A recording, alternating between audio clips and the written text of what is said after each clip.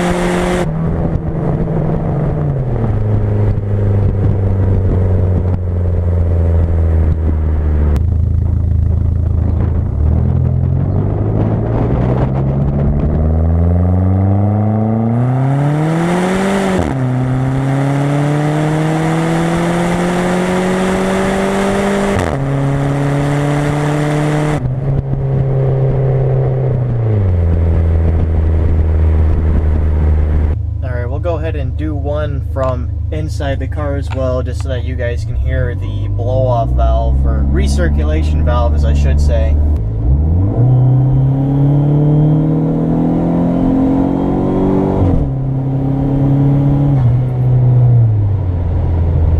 Now that we are back at the house and you guys have heard it, I'll just explain real quick what the exhaust setup is, and I'll show you guys a little bit underneath the car, because it's kind of hard to see much on this thing because of just the way everything is kind of tucked up underneath of it.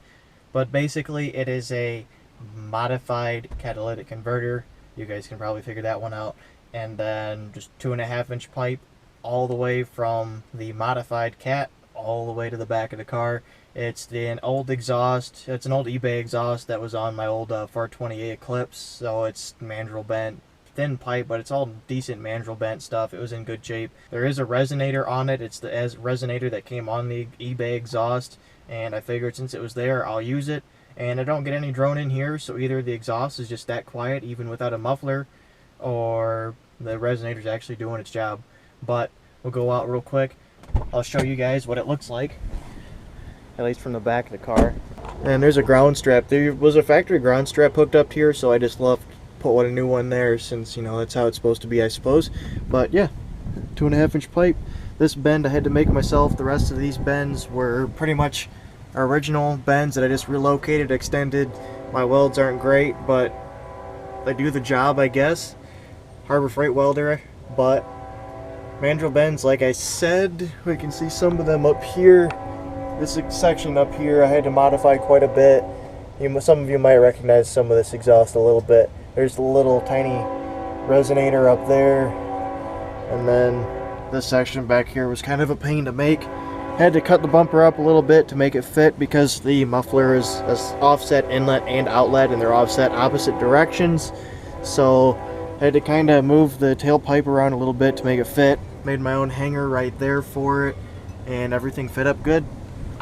Sounds decent. I haven't actually heard this thing from the outside myself before, so this will be kind of interesting for me to go edit it and hear it. Hope you guys have enjoyed the video, and if you have any questions about this car or anything, go ahead and leave them in the comments below. That's where I'm going to end this video for you guys. Thanks for watching.